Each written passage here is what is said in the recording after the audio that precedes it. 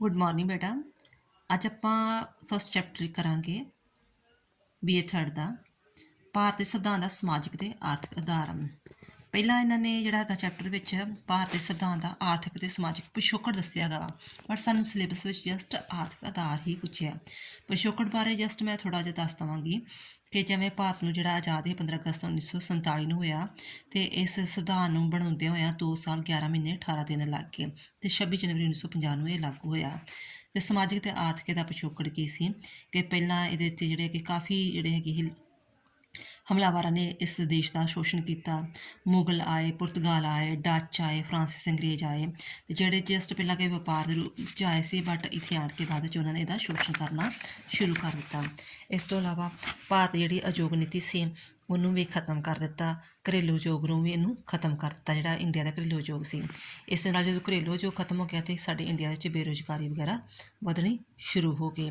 Then after ਫਿਰ ਜਦੋਂ ਬੇਰੁਜ਼ਗਾਰੀ ਵਧੀ ਅਤੇ ਉਸ ਦੇ ਨਾਲ ਜਿਹੜਾ ਸਾਡਾ ਸਮਾਜਿਕ ਆਰਥਿਕ ਪੱਧਰ ਜਿਹੜਾ ਨੀਵਾਂ ਹੋ ਗਿਆ ਇੰਡੀਆ ਵਾਲਿਆਂ ਦਾ। ਅਤੇ ਇਸ ਦੇ ਨਾਲ ਕੀ ਹੋ ਗਿਆ ਕਿ ਜਿਹੜੇ ਅਮੀਰ ਹੋਰ ਅਮੀਰ ਅਤੇ ਗਰੀਬ ਹੋਰ ਗਰੀਬ ਹੁੰਦੇ ਗਏ। ਠੀਕ ਹੈ, ਗਰੀਬੀ ਦਾ ਪ੍ਰਸਾਰ ਹੁੰਦਾ ਗਿਆ। ਅਨਪੜ੍ਹਤਾ ਵਧੀ ਕਿਉਂਕਿ ਜਿਹੜੇ ਅੰਗਰੇਜ਼ਾਂ ਨੇ ਵਿੱਦਿਆ ਦੀ ਪ੍ਰਣਾਲੀ ਸ਼ੁਰੂ ਕੀਤੀ ਸੀ ਉਹ ਇੰਗਲਿਸ਼ ਮੀਡੀਅਮ ਸ਼ੁਰੂ ਕੀਤੀ ਸੀ ਅਤੇ ਜਸਟ ਆਪਣੇ ਫਾਇਦੇ ਵਾਸਤੇ ਜਿਹੜੇ ਉਹਨੂੰ ਕਲੈਰੀਕਲ ਲੋਕ ਚਾਹੀਦੇ ਨੇ ਸੀ ਜਾਂ ਫੌਜ ਵਿੱਚ ਪੁਲਿਸ ਵਿੱਚ ਭਰਤੀ ਲੋਕ ਚਾਹੀਦੇ ਸੀ, ਸਿਰਫ ਉਹਨਾਂ ਲਈ ਵਿੱਦਿਆ ਦਾ ਪ੍ਰਸਾਰ ਕੀਤਾ। ਆਮ ਲੋਕਾਂ ਲਈ ਕੋਈ ਵਿੱਦਿਆ ਦੀ ਸਹੂਲਤ ਨਹੀਂ ਹੈਗੀ ਸੀ। ਫਿਰ ਲੋਕ ਜਿਹੜੇ ਹੈਗੇ ਸੀ ਸ਼ਹਿਰਾਂ ਵੱਲ ਵਧਣਾ ਸ਼ੁਰੂ ਹੋ ਗਿਆ ਕਿਉਂਕਿ ਸ਼ਹਿਰਾਂ ਵੱਲ ਹੀ ਉਹਨਾਂ ਨੇ ਵਿਕਾਸ ਵੱਲ ਜ਼ੋਰ ਦਿੱਤਾ ਅੰਗਰੇਜ਼ਾਂ ਨੇ ਵੀ, ਜਾਂ ਦੇਸ਼ ਦੀ ਆਜ਼ਾਦੀ ਤੋਂ ਬਾਅਦ ਵੀ ਥੋੜ੍ਹਾ ਚਿਰ ਇਸ ਤਰ੍ਹਾਂ। ਅਤੇ ਪਿੰਡਾਂ ਵੱਲ ਕੋਈ ਵੀ ਧਿਆਨ ਨਹੀਂ ਦਿੱਤਾ ਬਟ ਸਾਡੀ ਜਿਹੜੀ ਮੈਕਸੀਮਮ ਤੁਹਾਨੂੰ ਪਤਾ 80% ਦੀ ਆਬਾਦੀ ਜਿਹੜੀ ਹੈਗੀ ਸੀ ਉਹ ਪਿੰਡਾਂ ਵਿੱਚ ਹੀ ਰਹਿੰਦੀ ਅਤੇ ਪਿੰਡਾਂ ਵੱਲ ਕੋਈ ਵਿਕਾਸ ਨਹੀਂ ਕੀਤਾ ਅਤੇ ਸ਼ਹਿਰੀਕਰਨ ਦਾ ਇਸ ਤਰ੍ਹਾਂ ਪੱਧਰ ਹੇਠਲਾ ਪੱਧਰ ਹੁੰਦਾ ਗਿਆ। ਫਿਰ ਭਾਰਤ ਵਿੱਚ ਮੱਧ ਵਰਗ ਦਾ ਉਭਾਰ ਆਇਆ। ਇੱਕ ਨਵਾਂ ਜਿਹੜਾ ਹੈਗਾ ਮਿਡਲ ਕਲਾਸ ਜਿਹੜੀ ਹੋਂਦ ਵਿੱਚ ਆਈ, ਜਿਹੜੀ ਕਿ ਪੜ੍ਹੀ ਲਿਖੀ ਸੀ, ਜੋਬ ਵਗੈਰਾ ਕਰਦੀ, ਉਹ ਹੋਂਦ ਵਿੱਚ ਆਉਣੀ ਸ਼ੁਰੂ ਹੋ ਗਈ। ਇਸ ਤੋਂ ਇਲਾਵਾ ਕਿਉਂਕਿ ਜਿਹੜਾ ਦੇਸ਼ ਆਜ਼ਾਦ ਹੋਇਆ ਸੀ ਉਹ ਧਰਮ ਦੇ ਨਾਂ 'ਤੇ ਹੋਇਆ ਸੀ ਕਿਉਂਕਿ ਅੰਗਰੇਜ਼ਾਂ ਨੇ ਜਿਹੜੀ ਨੀਤੀ ਚਲਾਈ ਸੀ ਵੰਡ ਪਾਓ ਅਤੇ ਰਾਜ ਕਰੋ, ਇਹਦੇ ਨਾਲ ਸਾਡੇ ਦੇਸ਼ ਵਿੱਚ ਜਿਹੜੀ ਸਮਰੱਥਾ ਦਾ ਵਾਧਾ ਪ੍ਰਸਾਰ ਹੋਇਆ। ਨੈਕਸਟ ਸਮਾਜਿਕ ਸੁਧਾਰ। ਕਿਉਂਕਿ ਜਿਉਂ ਸਾਡੇ ਇੰਡੀਆ ਵਿੱਚ ਬੁਰਾਈਆਂ ਆਉਂਦੀਆਂ ਗਈਆਂ ਅਤੇ ਜਿਹੜੇ ਲੋਕ ਪੜ੍ਹੇ ਲਿਖੇ ਸੀ, ਠੀਕ ਆ, ਜਿਵੇਂ ਰਾਜਾ ਰਾਮ ਮੋਹਨ ਰਾਏ ਹੋ ਗਿਆ, ਹੋਰ ਵੀ ਕਈ ਜਿਹੜੇ ਮਹਾਤਮਾ ਗਾਂਧੀ ਹੋ ਗਿਆ, ਉਹਨਾਂ ਨੇ ਦੇਸ਼ ਵਿੱਚ ਜਿਹੜੀਆਂ ਬੁਰਾਈਆਂ ਨੂੰ ਦੂਰ ਕਰਨ ਵਾਸਤੇ ਕਈ ਅੰਦੋਲਨ ਚਲਾਏ। ਇਹ ਪਿਛੋਕੜ ਆ ਸਾਰਾ ਹੀ।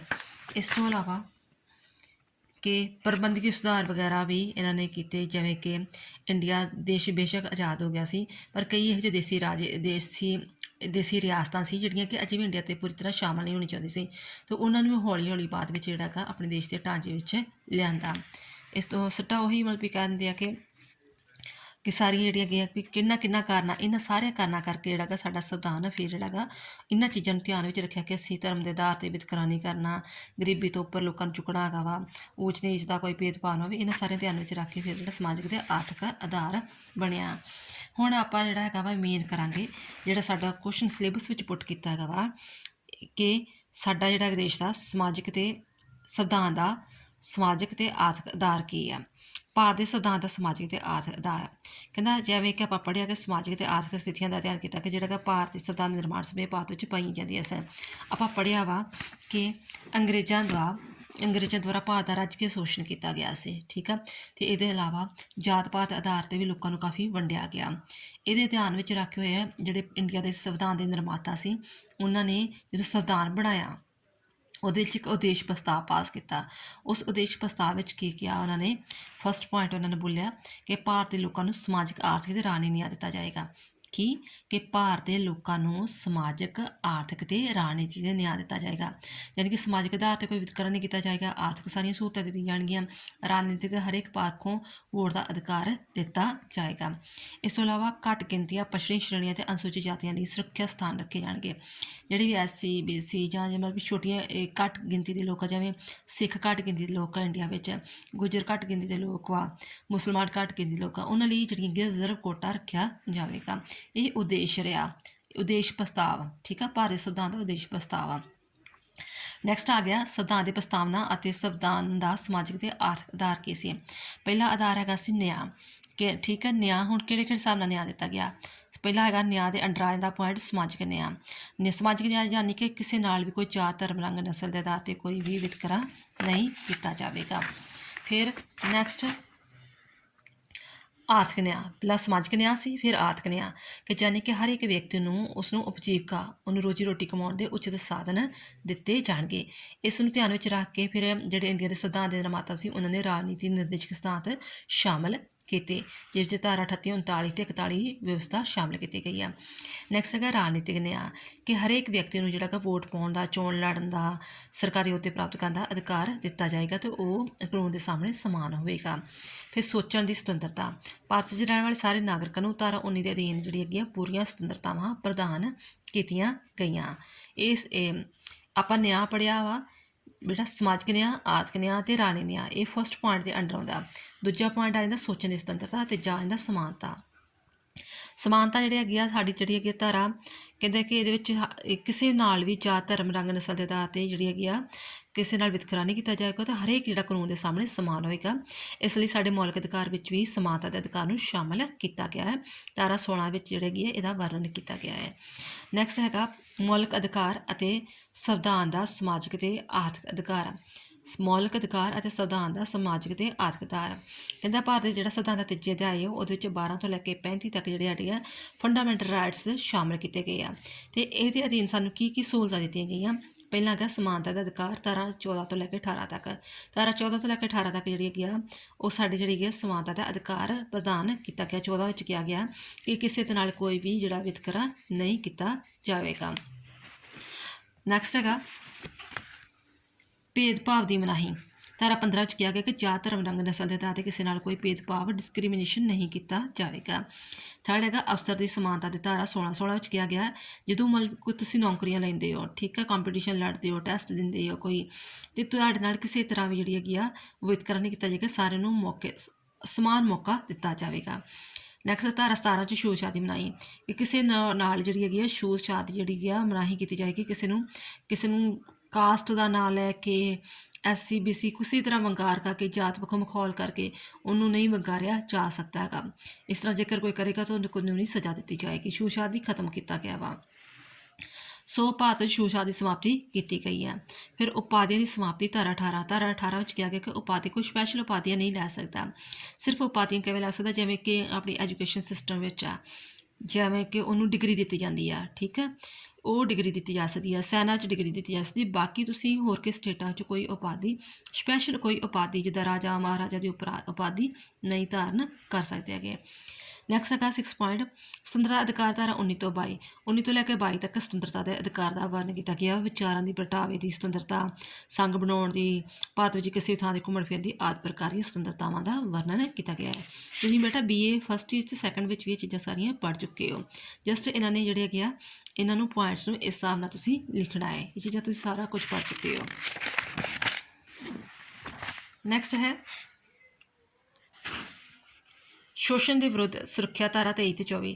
ਧਾਰਾ 23 ਤੇ 24 ਵਿੱਚ ਕਿਹਾ ਗਿਆ ਕਿ ਕਿਸੇ ਦੇ ਨਾਲ ਵੀ ਮਨੁੱਖੀ ਵਪਾਰ ਨਹੀਂ ਕੀਤਾ ਜਾਏਗਾ, ਕਿਉਂਕਿ ਕਿਸੇ ਮਨੁੱਖ ਨੂੰ ਵੇਚਿਆ ਨਹੀਂ ਜਾਵੇਗਾ, ਉਹ ਤੋਂ ਜ਼ਬਰਦਸਤੀ ਮਜ਼ਦੂਰੀ ਨਹੀਂ ਕਰਵਾਈ ਜਾਏਗੀ, ਠੀਕ ਹੈ। ਅਤੇ ਧਾਰਾ 24 ਤੋਂ ਲੈ ਕੇ 24 ਵਿੱਚ ਇਹ ਵੀ ਕਿਹਾ ਗਿਆ ਕਿ 14 ਸਾਲ ਤੋਂ ਘੱਟ ਜਿਹੜੇ ਬੱਚੇ ਨਾਲ ਕੋਲੋਂ ਮਜ਼ਦੂਰੀ ਨਹੀਂ ਕਰਵਾਈ ਜਾਏਗੀ।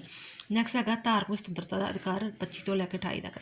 25 ਤੋਂ 28 ਤੱਕ ਜਿਹੜਾ ਧਾਰਮਿਕ ਸੁਤੰਤਰਤਾ ਦਾ ਅਧਿਕਾਰ ਦਿੱਤਾ ਗਿਆ ਵਾ, ਜਿਵੇਂ 25 'ਚ ਕਿਹਾ ਗਿਆ ਇਸੇ ਚੀਜ਼ ਨੂੰ ਧਿਆਨ ਵਿੱਚ ਰੱਖ ਕੇ ਭਾਰਤ ਨੂੰ ਧਰਮ ਨਿਰਪੱਖ ਰਾਜ ਬਣਾਇਆ ਗਿਆ ਤਾਂ ਜੋ ਸਾਡੇ ਦੇਸ਼ ਵਿੱਚ ਦੁਬਾਰਾ ਤੋਂ ਸੰਪਰਦਾਇਕ ਦੰਗੇ ਨਾ ਹੋਣ। 26 ਵਿੱਚ ਕਿਹਾ ਗਿਆ ਕਿ ਧਰਮ ਦੇ ਨਾਂ 'ਤੇ ਜਿਹੜੀ ਕੋਈ ਵੀ ਸੰਪत्ति ਆ ਵਗੈਰਾ ਉਹ 'ਤੇ ਕੋਈ ਸਰਕਾਰੀ ਅਧਿਕਾਰ ਨਹੀਂ ਹੋਵੇਗਾ। ਮੰਨ ਲਓ ਕੋਈ ਗੁਰਦੁਆਰੇ ਦੀ, ਮੰਦਿਰ ਦੀ ਜਾਂ ਚਰਚ ਦੀ ਸੰਪत्ति, ਉੱਥੇ ਸਰਕਾਰ ਦਾ ਅਧਿਕਾਰ ਨਹੀਂ ਹੋਵੇਗਾ। ਧਾਰਾ 27 ਵਿੱਚ ਕਿਹਾ ਗਿਆ ਕਿ ਉਹ ਸਰਕਾਰ ਉਹ 'ਤੇ ਟੈਕਸ ਨਹੀਂ ਲਾਗੂ ਕਰੇਗੀ, ਠੀਕ ਹੈ। ਗੁਰਦੁਆਰਿਆਂ 'ਤੇ ਕੋਈ ਜਿਵੇਂ ਵਾ ਉਹ 'ਤੇ ਕੋਈ ਟੈਕਸ ਵਗੈਰਾ ਜਿੰਨੀ ਮਰਜ਼ੀ ਉਹਨੂੰ ਆਮਦਨ ਹੁੰਦੀ ਹੋਵੇ ਸਰਕਾਰ ਉਹਦੇ ਟੈਕਸ ਵਗੈਰਾ ਨਹੀਂ ਲਾਗੂ ਕਰ ਸਕਦੀ ਹੈਗੀ। ਅੱਗੇ ਹੈਗਾ ਘੱਟ ਗਿਣਤੀ ਦੇ ਹਿੱਤਾਂ ਦੀ ਰਾਖੀ। ਧਾਰਾ 29 ਤੇ 30। ਘੱਟ ਗਿਣਤੀ ਜਿਵੇਂ ਤੁਹਾਨੂੰ ਮੈਂ ਪਹਿਲਾਂ ਕਿਹਾ ਜਿਵੇਂ ਸਿੱਖ 2% ਆ ਪੂਰੀ ਇੰਡੀਆ ਵਿੱਚ, ਅਤੇ ਉਹਦੇ ਨਾਲ ਵੀ ਸਪੈਸ਼ਲ ਜਿਹੜੇ ਆ ਰਿਜ਼ਰਵ ਕੋਟੇ ਦਿੱਤੇ ਗਏ ਆ। ਧਾਰਾ 29 ਤੇ 30 ਅਧੀਨ ਇਹ ਵਿਵਸਥਾਵਾਂ ਕੀਤੀਆਂ ਗਈਆਂ ਕਿ 29 'ਚ ਕਿਹਾ ਗਿਆ ਕਿ ਭਾਰਤ ਦੇ ਕਿਸੇ ਵੀ ਖੇਤਰ 'ਚ ਰਹਿਣ ਵਾਲੇ ਨਾਗਰਿਕ ਨੂੰ ਆਪਣੀ ਭਾਸ਼ਾ, ਲਿਪੀ, ਸੱਭਿਆਚਾਰ ਨੂੰ ਸੁਰੱਖਿਅਤ ਰੱਖਣ ਦਾ ਅਧਿਕਾਰ ਦਿੱਤਾ ਗਿਆ ਹੈ। ਜਿਵੇਂ ਪੰਜਾਬੀ ਆਪਣਾ ਪੰਜਾਬੀ ਸਕੂਲ ਖੋਲ੍ਹ ਸਕਦੇ, ਆਪਣੇ ਪੰਜਾਬੀ ਸੱਭਿਆਚਾਰ ਨੂੰ ਪ੍ਰਫੁੱਲਤ ਕਰ ਸਕਦੇ ਆ, ਉਹ ਸਾਨੂੰ ਸੰਵਿਧਾਨ ਵਿੱਚ ਅਧਿਕਾਰ ਮਿਲਿਆ ਹੋਇਆ ਵਾ। ਧਾਰਾ 30 ਵਿੱਚ ਕਿਹਾ ਗਿਆ ਹੈ ਕਿ ਕਿ ਧਾਰਮਿਕ ਸੱਭਿਆਚਾਰ ਤੇ ਭਾਸ਼ਾ ਦਾ ਆਧਾਰ ਤੇ ਘੱਟ ਗਿਣਤੀ ਵਿਦਿਅਕ ਸੰਸਥਾਵਾਂ ਜਿਹੜੀਆਂ ਖੋਲ ਸਕਦੀਆਂ ਹੈਗੀਆਂ ਵਾ। ਨੈਕਸਟ ਹੈਗਾ ਰਾਜਨੀਤੀ ਨਿਰਦੇਸ਼ਕ ਸਿਧਾਂਤ ਸਮਾਜਿਕ ਤੇ ਆਧਾਰ।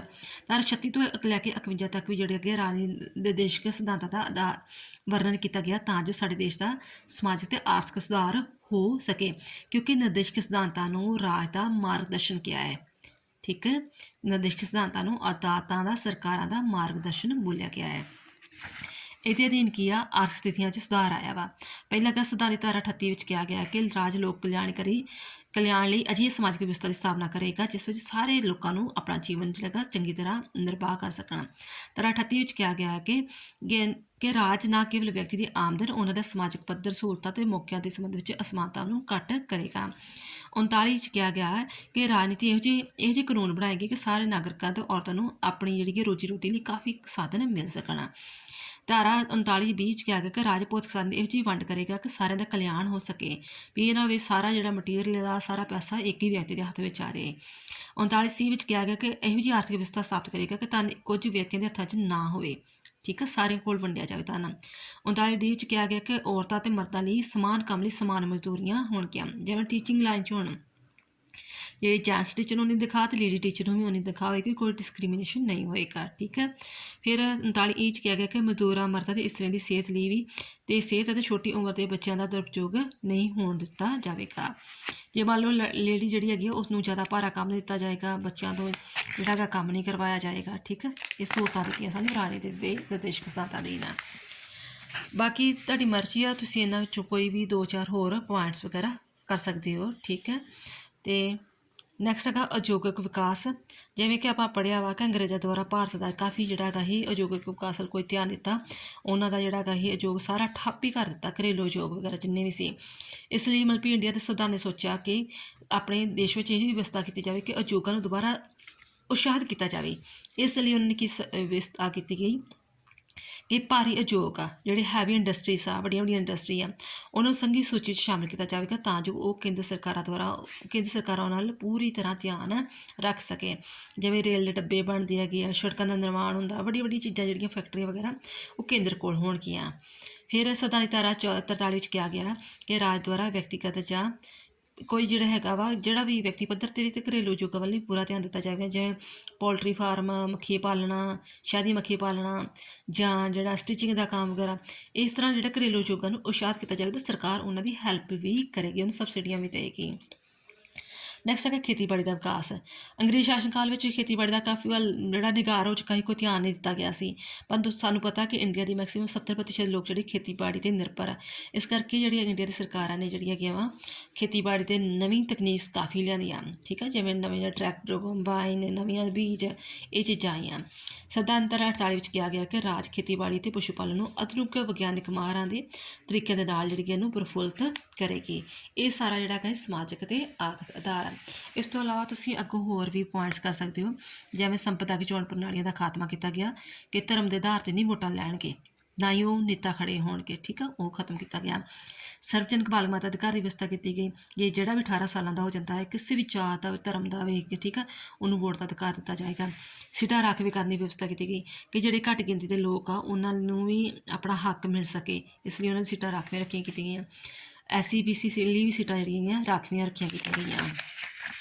ਇਸ ਸਿੱਟਾ ਇਸ ਤਰ੍ਹਾਂ ਕਹਿ ਸਕਦੇ ਹੈਗੇ ਹਾਂ ਕਿ ਭਾਰਤ ਦੇ ਸੰਵਿਧਾਨ ਦੇ ਸਮਾਜਿਕ ਅਤੇ ਆਰਥਿਕ ਆਧਾਰ ਦੇ ਸੰਬੰਧ ਪਿੱਛੋਂ ਲਿਖੇ ਵਿਸਤਾਰਪੂਰਨ ਪ੍ਰਸ਼ਨ ਸਿੱਟੇ 'ਤੇ ਪੁੱਛਦੇ ਹਾਂ ਕਿ ਭਾਰਤ ਦੇ ਸੰਵਿਧਾਨ ਦੇ ਨਿਰਮਾਤਾ ਜਿਹੜੇ ਸੰਵਿਧਾਨ ਬਣਾਉਣ ਵਾਲੇ ਸੀ ਅੰਬੇਦਕਰ ਸੀ, ਰਜਿੰਦਰ ਪ੍ਰਸਾਦ ਸੀ, ਠੀਕ ਹੈ, ਸਚਿਨ ਸਿਨਹਾ ਸੀ, ਉਹਨਾਂ ਦੁਆਰਾ ਸਮਾਜਿਕ ਅਤੇ ਆਰਥਿਕ ਚੁਣੌਤੀਆਂ ਦਾ ਸਾਹਮਣਾ ਕਰ ਰਹੀ ਭਾਰਤ ਦੇ ਸੰਵਿਧਾਨ ਦਾ ਨਿਰਮਾਣ ਕੀਤਾ ਗਿਆ ਕਿ ਜੋ ਵੀ ਉਹਨਾਂ ਨੂੰ ਪ੍ਰੋਬਲਮਸ ਫੇਸ ਕਰਨੀਆਂ ਪਈਆਂ ਸੀ, ਉਹਨਾਂ ਲੱਗਾ ਸੀ ਕਿ ਸਾਡੇ ਦੇਸ਼ ਦਾ ਇੰਨਾ ਮੰਦਾ ਹਾਲ ਹੋ ਚੁੱਕਾ, ਇਹਨੂੰ ਕਿਵੇਂ ਉੱਪਰ ਚੁੱਕਣਾ ਹੈਗਾ ਵਾ, ਉਹ ਸਾਰੀਆਂ ਵਿਵਸਥਾਵਾਂ ਕੀਤੀਆਂ ਕਿ ਉਹਨਾਂ ਨੂੰ ਦੇਸ਼ ਨੂੰ ਉੱਪਰ ਹੋਰ ਲੈ ਕੇ ਜਾਇਆ ਜਾਵੇ। ਠੀਕ ਹੈ, ਤੇ ਸੁਤੰਤਰਤਾ ਪ੍ਰਾਪਤੀ ਦੇ ਪਿੱਛੋਂ ਭਾਰਤੀ ਨੇਤਾਵਾਂ ਦੁਆਰਾ ਇੱਕ ਸੰਵਿਧਾਨ ਦਾ ਨਿਰਮਾਣ ਕੀਤਾ ਗਿਆ ਸੀ ਜਿਸ ਰਾਹੀਂ ਭਾਰਤ ਨੂੰ ਲੋਕਤੰਤਰੀ ਰਾਜ ਬਣਾਇਆ ਜਾਵੇ ਅਤੇ ਭਾਰਤ ਦੇ ਲੋਕਾਂ ਦਾ ਸਮਾਜਿਕ ਅਤੇ ਆਰਥਿਕ ਅਤੇ ਰਾਜਨੀਤਿਕ ਨਿਆਂ ਪ੍ਰਦਾਨ ਹੋਵੇ, ਉਹ ਵਿਚਾਰਾਂ ਦੇ ਪ੍ਰਗਟਾਵੇ, ਵਿਸ਼ਵਾਸ ਪੂਜਾ ਦੀ ਸੁਤੰਤਰਤਾ ਹੋਵੇ ਅਤੇ ਅੱਜ ਅਸੀਂ ਕਾਫੀ ਹੱਦ ਤੱਕ ਇਹਨਾਂ ਉਦੇਸ਼ਾਂ ਦੀ ਪ੍ਰਾਪਤੀ ਕਰ ਚੁੱਕੇ ਹਾਂ ਅਤੇ ਹੋਰ ਵੀ ਕੋਸ਼ਿਸ਼ ਕਰ ਰਹੇ ਹਾਂ।